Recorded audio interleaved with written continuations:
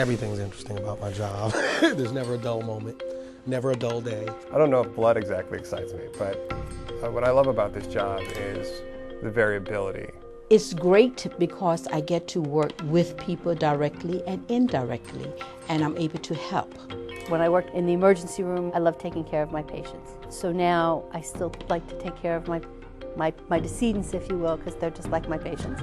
And I also like to take care of families because this is a very, very hard time for them. And if I can offer them a kind word, yeah, I try to. It's never boring. Each day is different. Each day presents new challenges. Welcome to the office of the Chief Medical Examiner, where inside this building lies more than just a morgue. The mission of the Office of the Chief Medical Examiner is to investigate and certify all deaths in the District of Columbia that occur as a result of violence and injury, as well as those that occur unexpectedly without medical attention in custody or pose a threat to public health. Most people think of the OCME, which is what we call it, as a morgue. However, the agency is more than just mortuary services. The agency is comprised of a toxicology lab. We also have a medical transcriptionist unit, a records management unit, an administrative unit. We also have a fatality review unit. And so while many think of the agency as a morgue, it's more than a morgue. It's an entire organization moving towards finding the cause and manner of death. And finding that cause doesn't exactly happen how one might see it, say, on CSI, Law and Order, Bones, House, or any of those other forensic science-laced shows. Those shows give truly the wrong impression to the public. They are meant for entertainment. However, the public thinks that they are reality. But for the most part, I mean, this is a very fascinating place. It's not much different. What you see on TV is pretty much what happens here. It doesn't all happen together, and the way they have it organized on TV is really for entertainment value. The misnomer that a lot of those shows give is that things can be done in an hour or even 10 to 15 minutes. And the truth is that science doesn't turn over that quickly. But one thing is for certain, Hollywood has created an interest in the world of forensic science. This is an extremely challenging job, but at the same time an extremely interesting job, because you truly see cases that no one else does, and you help families in different ways. You're touching people's lives at a very crucial time. As the Chief Medical Examiner, I participate in the administration duties of the agency, making sure that people have what they need to work with, that policies and procedures are set in place. But I also participate in the investigation of the cases that come here. And having been a medical examiner for a long time, for almost 20 years, I have quite a caseload. So I still go to court on my cases, I still do presentation, and I still participate in the weekly autopsy duties or investigative duties of the agency. We test about 1,700 cases a year.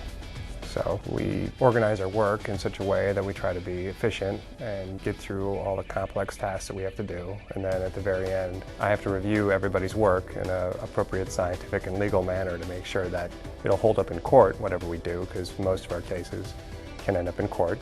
Then we produce a final report actually saying what we found, and we submit that to the medical examiner's office. In the type of work that we do, you have to have patience, consideration for the families that come in. We go to the utmost end to make sure that everybody that comes through here gets out in a timely fashion, gets out with the best care they can, with the accurate cause of death. But it takes a certain skill set to deal with some families, because in this industry, every situation is truly unique and extremely personal. Well, sometimes people will come in with different concerns. Maybe it's someone who is claiming to be a common law wife, and there's certain legal aspects around that. And you have to explain to them about what it means to be next of kin. You learn in this agency that people are real, have real lives and problems, and this agency sees those problems, unfortunately, at the end stage. And Many of our reports that we produce are toward the goal of prevention. The majority of the deaths that we receive here are preventable. Many times these preventable deaths, whether accidental or not, help piece together exactly what happened. Case may be a homicide. Okay, you start to think, how did the terminal event become? What were you doing there? Who were you talking to? Did you know who they were? You know, and sometimes people have a subtle look on their face as if they were comfortable at one point. Not that they knew that something like this was going to happen to them. However, you start finding holes in the story that was told to you. Well, this agency is more than a morgue, but this morgue is certainly a part of this agency. And here, we take you on a private VIP tour of a place that is nothing like you may have imagined.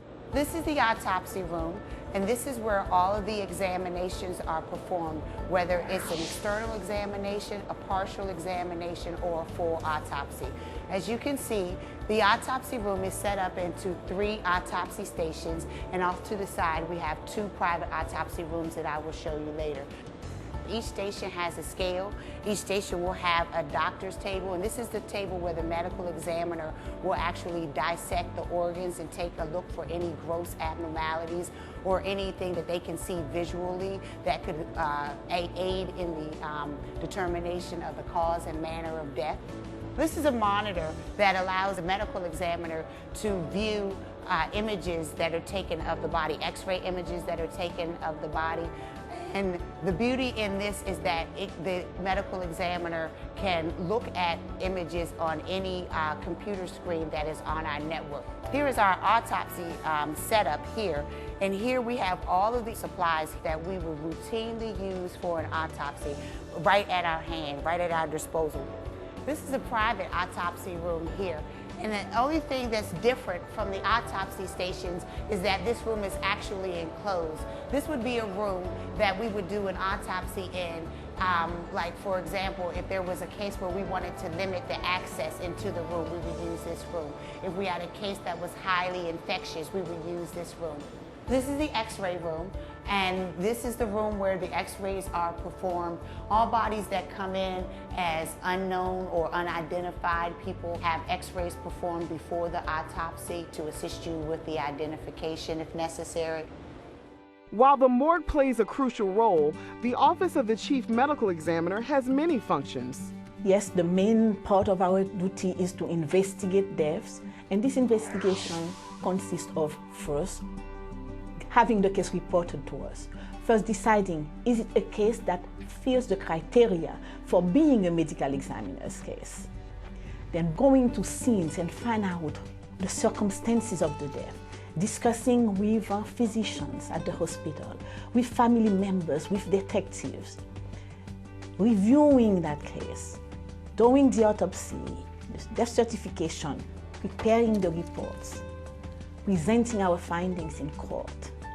Now, that is the main duty of the medical examiners. However, as an agency, we also do reviews of those deaths. We present an annual report that offers statistic data on the state of health and the state of violence in the District of Columbia.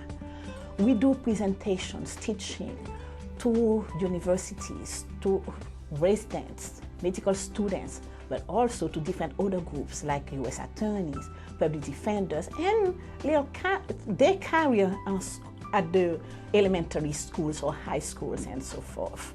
We provide toxicological examination not only for the cases that come into the agency, but also for the Metropolitan Police Divisions, during the DUIs, for example.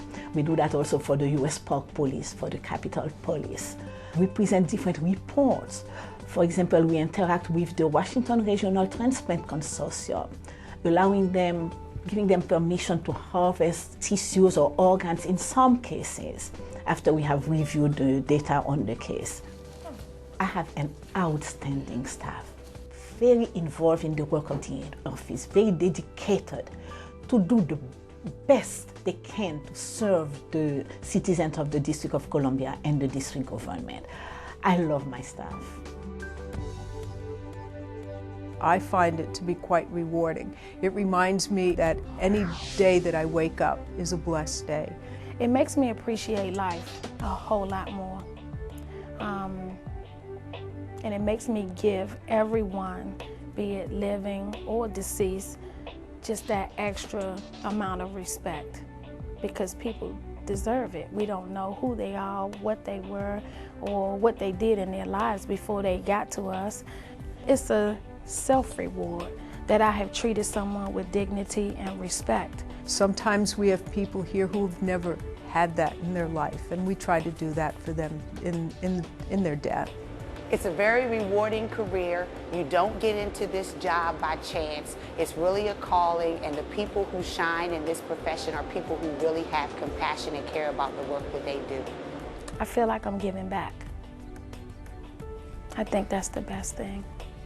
I would like to just invite the public to really look at our website and see the products of our office and assure them that we really treat their loved ones with kindness, with dignity, the dignity that they deserve, and we do our best to serve the District of Columbia.